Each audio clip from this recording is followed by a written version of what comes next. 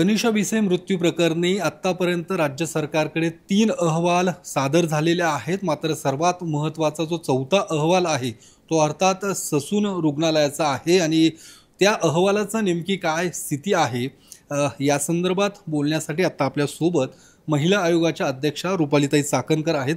ताई, काय नेमकं अपडेट आहे? काल देखील तुम्ही पत्रकार परिषदेच्या माध्यमातून ही माहिती दिली होती। राज्य सरकारला हा जो काही अहवाल आहे तो जमा झाल्याची माहिती मिळते। काय नेमकी तुमच्याकडे माहिती?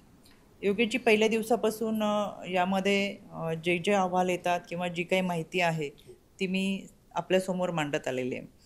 कालपर्यंत 3 अहवाल हे राज्य शासनाकडे आणि राज्य महिला आयोगाकडे सादर करण्यात आले, त्याच्याबद्दलची सविस्तर माहिती मी आपल्याला दिली। आणि जो चौथा अहवाल होता ससून रुग्णालयाचा, यामध्ये पोलिसांनी जी काही माहिती आणि अहवाल मागितला, त्यांना जी माहिती हवी होती त्या संदर्भातला हा अहवाल ससून रुग्णालयाचा आहे। यामध्ये आज सकाळी ससून रुग्णालयाचे डीन यांनी हा अहवाल संबंधित कमिशनरांना सादर केलेला आहे।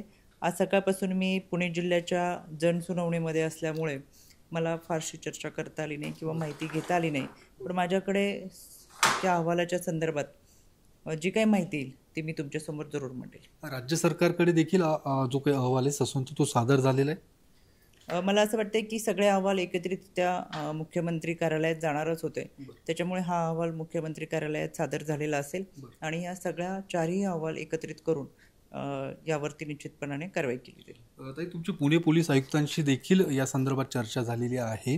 काय नेमकी आयुक्तांसोबत चर्चा झालेली आहे? कारण भिसे कुटुंबियांकडून जी मागणी होते सातत्याने की कारवाई करावी आणि हा चौथा जो अहवाल आहे त्या संदर्भातलाच आहे, आयुक्तांकडून काय नेमकी माहिती देण्यात आली? यामध्ये आयुक्तांची मी फक्त आता बोलले की हा अहवाल आपल्याकडे सादर होतोय का, तर त्यांच्याकडे संध्याकाळपर्यंत हा अहवाल सादर होईल आणि त्याच्यानंतर ते काही जी काही माहिती असेल ते मला कळवतीलच।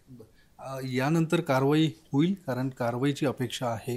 दीनानाथ रुग्णालय प्रशासन असू दे किंवा संबंधित डॉक्टर असू दे, त्यांच्यावरती गुन्हा दाखल होण्याची जी प्रक्रिया आहे ती पार पडेल। योगेशजी, मला असं वाटतं आपण केवळ एक तनिषा भिसे नाही तर एका मातृत्वासाठी आपण सगळेजणच पहिल्या दिवसापासून न्याय मिळावा म्हणून प्रयत्न करतोय आणि आपण सगळेजण सकारात्मक यासाठी आहोत की जे कोणी दोषी असेल, जे काही चुकीचं असेल, सिस्टीममध्ये जे काही चुकीचं असेल त्याच्या विरोधात कारवाई व्हावी यासाठी। आणि मला खात्री वाटते की जे कोणी चुकीचे असतील, दोषी असतील, यांच्यावर कारवाई होईल। शेवटचा प्रश्न ताई, एकीकडे तुम्ही या सगळ्या लढा देताना पाहायला मिळतो, मात्र दुसरीकडे IMA जी संघटना आहे, डॉक्टरांची जी संघटना आहे, त्यांच्याकडून मात्र कुठेतरी डॉक्टर गैसास असू दे किंवा मंगेशकर रुग्णालय असू दे त्यांना पाठीशी घालण्याचं काम केले जाते। त्यांचं म्हणणं की ईश्वरी भिसे यांना यापूर्वी कल्पना देण्यात आली होती की कृत्रिम गर्भधारणा करू नका, तरीसुद्धा त्यांनी तो अट्टहास केला आणि अशा पद्धतीची घटना घडली। ते जर कदाचित नसतं झालं तर आज ही घटना नसती झाली। अशा पद्धतीचं वक्तव्य करून त्यांच्याच अध्यक्षांनी असं वक्तव्य केलेलं आहे, त्यामुळे कुठेतरी पाठराखण केली जाते। मला असं वाटतं की यामध्ये ते त्यांची स्वतःची बाजू मांडण्याचा प्रयत्न करतात आणि प्रत्येकाला तो अधिकार असतो की जे काही घडलं असेल त्याची पार्श्वभूमी काय आहे हे मांडण्याचा अधिकार प्रत्येकाला असतो आणि त्यांना जे वाटतंय ते त्या माध्यमातून मांडतात। त्याच्यामुळे कोण कुणाला वाचवत असेल किंवा काय करत असेल आता हे आपल्याला 1-2 दिवसात समजेलच सगळं। धन्यवाद ताई। तर जो ससून रुग्णालयाचा अहवाल आहे तो पुणे पोलीस आयुक्तांकडे राज्य सरकारकडे सादर होणार आणि त्यानंतर जी काही कारवाई आहे ती होणार, अशा पद्धतीची माहिती महिला आयोगाच्या अध्यक्षा रुपालीताई चाकणकर यांनी दिली। कॅमेरामन अभिजित पिसेसह योगेश बोरसे, TV9 मराठी, पुणे।